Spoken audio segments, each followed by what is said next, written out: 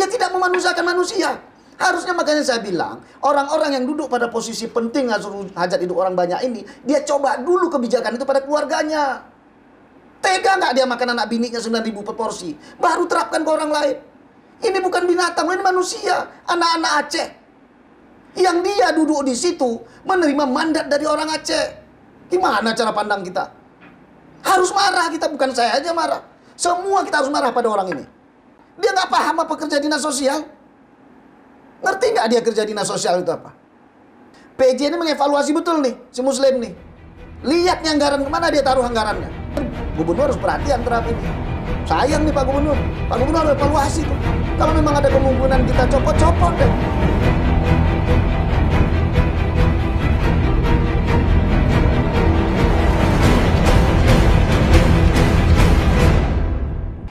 Assalamualaikum warahmatullahi wabarakatuh. Kembali lagi dengan saya Siti Aminah di channel PTM, tepatnya di episode ke-35 tahun kelima edisi Kamis 19 Desember 2024. Bagi rekan yang belum subscribe, silahkan subscribe dan kita masih menunggu komentar yang positif dan membangun pastinya. Baik rekan PTM, kita akan beralih kepada isu tentang adanya dugaan pemotongan biaya makanan di panti asuhan di Dinas Sosial Provinsi Aceh. Dengan tema kita, benarkah Kadis Sosial Aceh diduga sunat biaya makan panti asuhan? Bersama narasumber kita, Dr. Nasrul Zaman STMKes. Beliau adalah pengamat kebijakan publik. Assalamualaikum Bang Nasrul. Waalaikumsalam warahmatullahi wabarakatuh. Apa kabarnya nih Bang? Alhamdulillah, agak kurang sehat mendengar potongan-potongan tua miskin ini. Agak kurang sehat karena ada potongan-potongan. Tapi memang potongan ini menjadi hal yang lumrah kayaknya di era-era sekarang ya. Dianggap hal yang lumrah nih Bang. Ini isu dari mana nih Bang Nasrul? Jangan nanti kita PTM nih membawa fitnah ini. Apakah betul nih ada dugaan Kadis sunat biaya makan panti asuhan? Dari mana isu ini Anda dengar nih Bang Nasrul? Ini bukan isu, ini adalah realitas yang dianggarkan oleh Dinas Sosial untuk makan anak-anak panti itu sekarang ya, penghuni panti yang dari tahun-tahun sebelumnya 15.000 per orang per kali makan, sekarang jadi 9.000. Ini bukan isu, boleh dicek itu ke semua panti-panti. Itu. Yang kedua, boleh dicek juga misalkan dulu ada uang jajan untuk panti anak misalkan, ada panti ada dikasih uang jajan 10.000 per hari. Nah, terutama anak-anak misalkan kan dia butuh jajan lah anak-anak. Kita kan memanusiakan manusia nih. Nah, sekarang udah sama sekali nggak ada. Nah, cilakanya lagi Dinas Sosial ini jauh hanya memberikan 5.000 per orang per hari untuk panti-panti yang dikelola oleh swasta. Cilaka nggak tuh?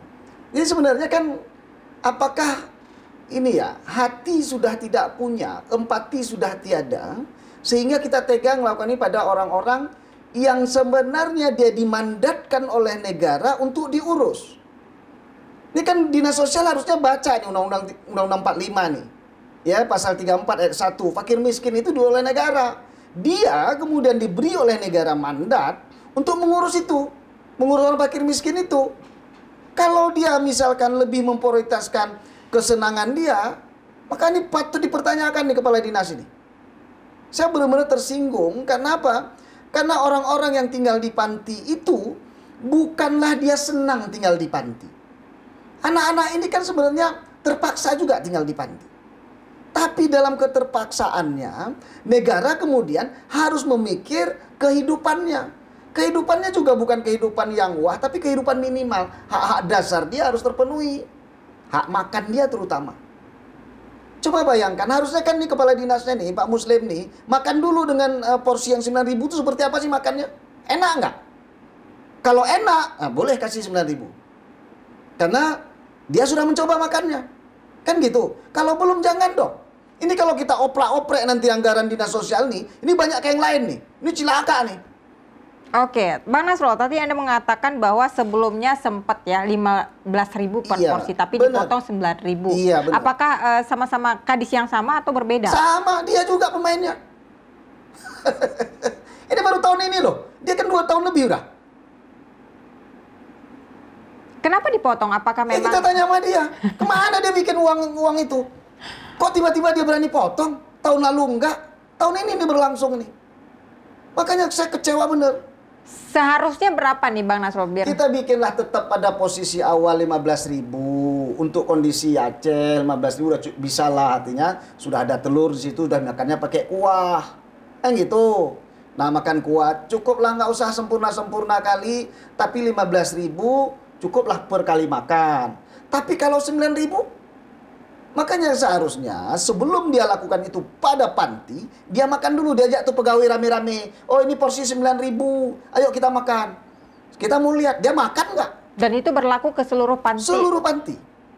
Mau negeri ataupun swasta tuh. Swasta lebih cilaka lagi, saya bilang 5.000 per hari per orang. Itu apa? Uang makannya atau jajannya? Iya, uang makan untuk panti. Harusnya kan dinas sosialnya berpikir, sudahlah swasta berperan membantu tugas negara gitu ya, maka harus dihargai dengan layak. Kalau 5.000 uang sarapan pagi nggak cukup juga nih Iya, Bang 5.000 tuh beli Nasrul. apa? Beli telur 1, terus untuk 3 kali makan. Ya begini-begini nih, saya minta nih sebenarnya ya, PJ ini mengevaluasi betul nih, si Muslim nih. Lihat nih anggaran, kemana dia taruh anggarannya. Jangan sampai, saya pernah temukan dulu-dulu tapinya, lebih banyak pada anggaran buffer stock, pada anggaran pengadaan dan sebagainya. Nggak bener. Ini bener-bener nggak bener dia nih. Kalau sampai 5.000 per orang untuk swasta, terus 9.000 yang dikelola pemerintah Aceh, ada berapa? 3 apa 4 panti yang dikelola pemerintah Aceh. Itu gila itu, gila itu. Tidak memanusiakan manusia, padahal mandatnya sudah jelas. Mungkin adanya kekurangan anggaran nih Bang Nasrul. Jelaskan ke publik berapa anggarannya yang kurang. Ngomong sama gubernur, ngomong sama DPR. Maksudnya ini kan mandat kita, ini tugas negara. Ini harus diselesaikan. Nggak boleh sewenang-wenang begitu. Kenapa dulu bisa? Tahun lalu bisa, kenapa tahun sekarang nggak bisa? Oke, tapi Dalam kerangka keuangan kita tetap, penerimaan tetap, APBA kita malah naik. Kenapa dia bisa berkurang? Kemana dia buat itu? Uang itu? artinya uang itu ada tetapi dipotong. Maksud Anda seperti Harusnya itu? ada. Karena kita tidak mengalami neraca APBA kita yang defisit. Pendapatan kita dari otsus tetap 1%. Tahun lalu 1%. Oke.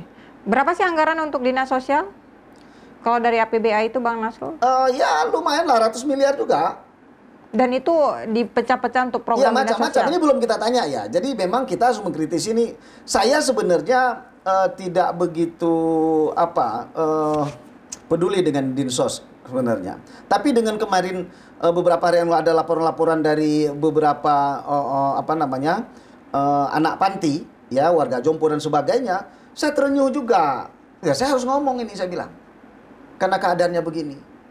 Ini belum lagi kita minta misalkan bagaimana dinas sosial menangani ODGJ yang ada di seluruh kabupaten kota. Nggak ada programnya kan? Mana programnya? ODGJ seluruh kabupaten kota. Bersera itu korban narkoba lah sebagainya. Kita aja setiap saat pergi ke Sare atau pergi ke Selawah, pasti ada orang ODGJ pinggir jalan. Bener kan? Di mana yang nggak ketemu? Kita dari Biren mau ke Takengon ada. Pasti ketahuan pinggir jalan. Di mana kita pergi sekarang ada. Terus dia nggak lihat itu. Nggak ada simpatinya. Nggak ada empatinya. Apa dia bukan manusia? Mikir harusnya dia.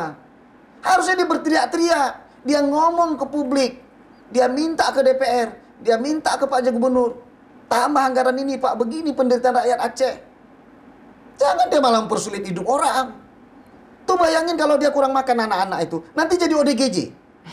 Siapa tanggung jawab? Apa Muslim ini mau tanggung jawab? Bukan ODGJ Saya kali, ingin Bang, sekali bukan lapar berhadapan kali ya. sama Muslim ini. Ya Bu, kapan kita dudukkan dua Muslim itu sama saya di sini? Saya ingin lihat bedah tuh anggaran dia. Jadi jangan main-main dengan nasib orang-orang kecil. Dia ini lulusan agama loh. Lulusan agama, masa dia nggak manusia-manusia? Kesel nggak kita ngelihatnya itu? Mungkin orang cuek selama ini. Tapi begitu saya dengar kemarin beberapa hari yang lalu itu, kesel banget saya. Itu yang kemudian memaksa saya tuh berkomunikasi dengan tim PTM. Kita ngobrolin nih. Nggak bisa dibiarin begini loh.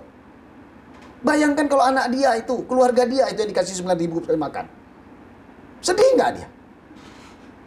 Dalam hal ini dengan manusia, kita berhubungan dengan manusia, anak-anak, orang tua. Ayolah kita anggap itu seperti anak kita juga. Seperti orang tua kita juga. Itu yang harus dibangun kalau mau jadi kepala dinas sosial. Oke, Bang Nasrul, sejauh ini bagaimana transparansi misalnya tentang pengelolaan anggaran di dinas? Ya nggak ada juga kan. Mana pengumuman berapa anggaran, berapa alokasi programnya? Ini dulu ini berhubungan dengan kepala Bapedanya nih. Sama nih, Dadik nih perangainya sama juga nih. Dulu untuk DPR, pokir DPR tuh berani dia publikasikan dulu kan. Tapi kenapa program reguler nggak pernah dipublikasikan? Coba buka web pemerintah Aceh, ada nggak dialokasikan apa program dinas sosial A, B, C berapa anggarannya? Nggak ada. Dan menarik kemarin misalkan gubernur itu memaksa Perkim itu mengumumkan penerima rumah duafa, itu kan menarik tuh sebenarnya. Harusnya dinas-dinas lain respon, tanggap. Wah, udah begitu kalau Perkim harus, aku juga umumkan dong. Gitu kepala dinas yang cerdas. Ini kan serombongan nih kepala dinas nggak mampu nih kena rotasi kemarin nih. Apa karena nggak sesuai kualifikasi nih Bang Nasrul? Jelas nggak kualifikasi lah. Dia nggak paham apa kerja dinas sosial. Ngerti nggak dia kerja dinas sosial itu apa? Kalau bahasa pasarannya kan sosial itu awak sur orang sial. Atau orang sial awak sur. Dia dipilih nih, dia yang sur orang sial. Karena dia.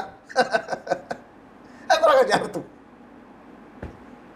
Oke, apa sih sebenarnya wilayah kerjanya dinas sosial itu Bang Nasrul? Anda sebagai pelayan kebijakan publik ini seperti apa? Sehingga nanti masyarakat juga bingung nih, apa sih yang harus, misalnya apakah masyarakat yang kurang mampu bisa mengajukan permohonan ataupun seperti apa ke Dinsos atau? Sosial dalam terminologi internasional sebenarnya di situ mencakup juga pendidikan kesehatan. Tapi di kita itu dipisahkan ya, pendidikan sendiri, kesehatan sendiri. Sosial lebih pada memberi perlindungan pada kelompok-kelompok marginal, kelompok-kelompok rentan, ya. Itulah kemudian menjadi tugas Dinsos. Pengemis bagian beliau juga. Bagian dari Dinsos. Tapi banyak juga tuh pengemis itu masih yang jadi soal sebenarnya, mereka nggak paham tuh poksinya di mana.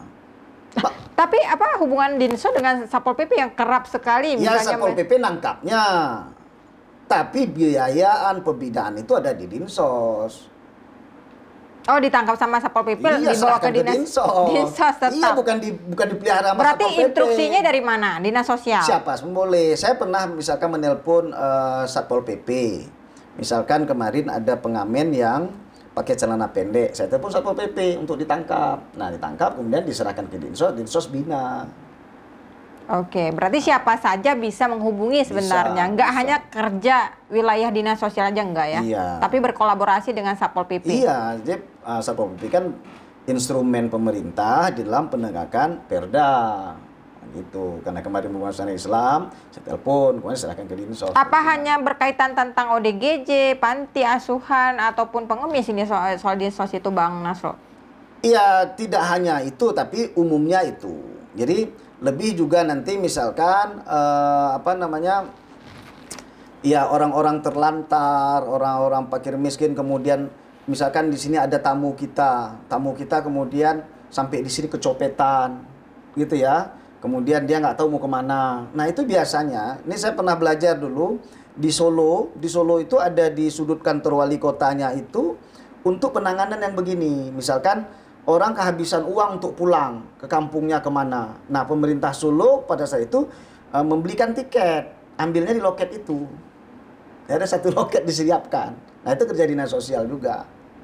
Nah, jadi misalnya kayak di Aceh ini kan banyak nih pekerja Medan, pekerja Jawa sebagainya terlantar karena ketipu di sini macam kan gitu kan. Akhirnya dinas sosial memulangkan dia. Nah, itulah tugas negara. Oke, membuat orang tidak terlantar ya. Iya. Oke, dari apa sudah hampir 2 tahun ini ya kinerja Kadis, itu apa yang Anda lihat? Ya, apakah tidak prestasi atau memang tidak ada bekerja sama sekali? Nothing, tidak ada perbedaan dia sebelum duduk atau setelah duduk makin parah. Sebelum dia duduk nih nggak kita temukan ada potongan untuk jaduk nih, jaduk panti. Setelah dia duduk malah dipotongnya jaduk orang. Cilaka nih. Atau dialihkan kepada yang lain ya mungkin ya. Mungkin kita juga nanti Saya cari belum tahu bisa ya. menduga dialihkan ke lain. Tetapi ketika dia berani memotong dari 15.000 menjadi 9.000 per kali makan, harusnya dia coba dulu sama anak bininya di rumah, mampu nggak anak bininya makan itu? Mungkin Bang Nasrul beliau lagi menselaraskan dengan programnya Pak Prabowo. Alah, usah petantang-petenteng dia lah. Memang dia siapa sih Muslim ini? Sok-sok berhubungan sama Prabowo pula. Ini hubungan dengan fakir miskin, kita dengan panti kok. Enggak, program makannya 10.000. Program makan itu dalam 2025, bukan sekarang. Dan itu pun tuh anak sekolah, bukan orang panti. Apa hubungannya? Sok-sokan pula dia hubungan Prabowo pula. Ini kan kalau... Itulah dia pandai-pandaian. Nggak ada hubungannya. Ini kan penanganan panti yang wajib. Sebelum dia duduk situ udah ada kok penanganan panti ini. Oke. Terus Anda melihat selama ini nih PJ Gubernur kita mengevaluasi nggak nih kinerja SKPS SKPA yang menurut Anda tidak becus bekerja nih Bang Nasrul? Ya evaluasi pasti ada, tetapi informasi-informasi begini kan jarang sampai ke Gubernur. Ya jarang sampai, misalnya dari inspektorat harusnya sampai, dari pengawasan Bapeda harusnya kan sampai itu. Tapi ini kan nggak sampai ke beliau. Ini kan ada juga sebenarnya kan, apalagi ini kan PJ ini baru dia sebentar lah kan, nggak sempat lah untuk kemarin sukses kanpor macam-macam begitu ya, kemudian pilkada. Nah ini ada informasi dari kita. Saya pikir Gubernur harus perhatian terhadap ini. Sayang nih Pak Gubernur harus evaluasi tuh. Kalau memang ada kemungkinan kita copot deh. Supaya perhatian, supaya siapapun kelak yang duduk menjadi kepala dinas sosial, maka dia lebih peduli pada orang-orang fakir miskin yang menjadi kewenangannya, yang menjadi tanggung jawabnya. Gak boleh semena-mena. Ini kita marah karena dia turunkan. Padahal kondisinya sama gitu loh. Kecuali misalkan tahun lalu Aceh surplus APBA-nya. Maka boleh sih. Tapi sekarang defisit sekian triliun. Sehingga boleh saja. Ini gak ada angin, gak ada apa, dia potong uang makan orang. Cilaka tuh. Bang Nasrul, Anda dendam apa sih sama Pak Kadis? Bukan dendam. Saya marah karena memperlakukan orang miskin begitu. Dia tidak memanusiakan manusia. Harusnya makanya saya bilang, orang-orang yang duduk pada posisi penting hajat hidup orang banyak ini, dia coba dulu kebijakan itu pada keluarganya. Tega nggak dia makan anak bininya 9.000 per porsi? Baru terapkan ke orang lain. Ini bukan binatang, ini manusia. Anak-anak Aceh. Yang dia duduk di situ, menerima mandat dari orang Aceh. Gimana cara pandang kita? Harus marah kita, bukan saya aja marah. Semua kita harus marah pada orang ini. Kalau nggak benar gimana? Kenapa nggak benar apa adanya? Ayo kita cek. Saya tanggung jawab terhadap ini. Anda mendengar itu dari langsung memang dari panti asuhan, satu panti asuhan atau saya tidak? Bilang lah dari mana, tetapi maksudnya, ayo kita cek. Dari satu panti asuhan atau semua dari beberapa? Panti. Semua panti. Ada berapa panti yang dikelola pemerintah Aceh? Dipotong kok biaya hidupnya. Oke, jadi itu yang membuat Anda marah sekali ya Bang Nasrul? Wajar kita marah. Karena manusia ini, mereka juga punya kehidupan, punya masa depan. Dan kita mengolah, ini kan bukan uang Pak Muslim. Bukan kan? Ini uang pemerintah Aceh kan? Apa pandai-pandaian dia potong? Oke, sampai kapan sih misalnya pemerintah itu bertanggung jawab misalnya untuk menjaga nih orang-orang di panti asuhan? Apakah ada tingkatannya nih Bang Nasrul? Mereka sampai SMA udah lepas mereka. Sampai SMA lepas anak-anak ini. Makanya dididik keterampilan, setelah SMA itu dididik keterampilan supaya dia bisa hidup di luar, di jalanan dan sebagainya. Dia jadi bengkel, dia jadi jahit, dia macam-macam. Dia jadi jualan dan sebagainya anak-anak ini. Ini kan udah orang tuanya nggak jelas. Keluarganya nggak jelas, tiba-tiba makannya pun dibikin nggak jelas sama orang. Ya, marah nggak kita? Marah kita. Iyalah, nggak cukup. Kalau misalnya di Provinsi Aceh mungkin angka 9.000 itu sungguh miris ya Bang Nasrul. Kecuali betul. Mungkin di daerah Jogja yang memang kehidupannya masih murah dibandingkan Provinsi Aceh, apalagi di Kota Banda Aceh. Ya, tapi ingat, mandat kita adalah mengelola fakir miskin dan anak terlantar. Dan ada Undang-Undang Nomor 13 khusus tentang itu mengatur. Jadi saya pikir ayolah ya, bangun empati itu ya. Bangun empati pada orang-orang miskin itu. Karena kalau bukan kita, siapa lagi yang melihat mereka? Mau orang dari Sumatera Utara ngelihat panti-panti kita? Kan enggak. Kita dong yang di sini. Dan saya yakin sekali sebagai negeri syariat Islam, begitu kita sangat peduli pada orang-orang miskin, anak-anak terlantar ini, maka Allah akan berikan rahmatnya kan. Rahmat itu yang kita jemput. Bukan kemarahan seperti kita ini yang dijemput sama dia. Kalau bisa nih saya minta nih forum ini, hadirkan saya sama dia lah di sini. Mungkin nanti kita bisa undang ya untuk Kadis Sosial di Provinsi Aceh agar hadir ke Pehtem misalnya mengklarifikasi. Nggak, tapi berdua, jangan sendiri. Kalau sendiri suka dia ngomongnya nanti. Berdua sama saya. Harus berdua sama Bang Nasrul. Oh iyalah. Kalau sendiri nggak bisa mengklarifikasi berarti. Bisa. Saya mau ambil APBA itu apa yang dia buat di situ. Oke. Biar enak, rakyat juga dengarnya puas. Jangan pula dibodoh-bodohinya pula. Kayak orang panti itu dibodoh-bodohinya. Oke, itu kita tantang ya, PT menantang mungkin untuk Kadis Sosial bisa debat dengan Bang Nasrul. Ya, bukan debat sih, sebenarnya mengklarifikasi saja sebenarnya tentang. Tapi dua arah. Ya, anggaran dan juga apa sih program yang dilakukan oleh Kadis Sosial untuk di Provinsi Aceh ya, Bang Nasrul ya. Tapi ini nggak tahu ya kita dijawab apa tidak. Tapi yang jelas Bang Nasrul, Anda hari ini mengkritik benarkah Kadis Sosial Aceh diduga sunat biaya makan panti asuhan. Artinya di sini ada potongan. Kalau misalnya potongan itu tidak ada, maksudnya ini kita nggak ada menduga adanya korupsi, tapi bisa jadi dialihkan ke program yang lain, itu kan tidak masalah, Bang Nasrul. Kok nggak masalah, orang makan orang kok. Yang boleh dialihkan yang sekunder, kebutuhan sekunder boleh dialihkan. Saya marah ini karena dialihkan itu kebutuhan primer, makan orang, gitu loh. Oke. Kalau dia kebutuhan sekunder, katakanlah biasanya mereka ini tiap bulan dibeli belanja baju misalkan, kemudian dipotong, nggak ada masalah sama saya. Tapi ketika makannya dari 15.000 menjadi 9.000, gelok tuh. Dan apakah jumlah anak-anak panti asuhan itu tinggi di Provinsi Aceh, Bang Nasrul? Kalau seandainya itu bisa menghabiskan anggaran sampai dipotong gitu? Ya, itu masih sedikit sebenarnya. Dibanding sebenarnya anak-anak yatim kemudian diasuh dan dikelola oleh kampung-kampung. Kan gitu. Yang tadi dikelola oleh panti-panti swasta. Muhammadiyah sendiri punya berapa panti di Aceh? Ya, kemudian yang lain-lain juga punya. Tapi apa yang terjadi? Pemerintahnya bantu 5.000 per orang per hari. Coba. Apa enggak berjibaku tuh panti-panti itu? Kalau tidak bisa penuh, janganlah 5.000. Ya kan? 20.000 satu hari per orang, lumayan lah. Sisanya ditutupi oleh yayasan-yayasan ini. Kan gitu. Ini 5.000 coba. Kan seperti nggak ngasih namanya. Ya, kita juga tidak tahu apa sebenarnya alasan Kadis ya memotong anggaran untuk biaya makan. Nggak boleh, dalam hal itu nggak ada alasan tuh. Nggak ada ataupun alasan pembenaran memotong uang makan orang. Kalau alasannya rasional? Apa alasan rasional? Uang masih tetap kok.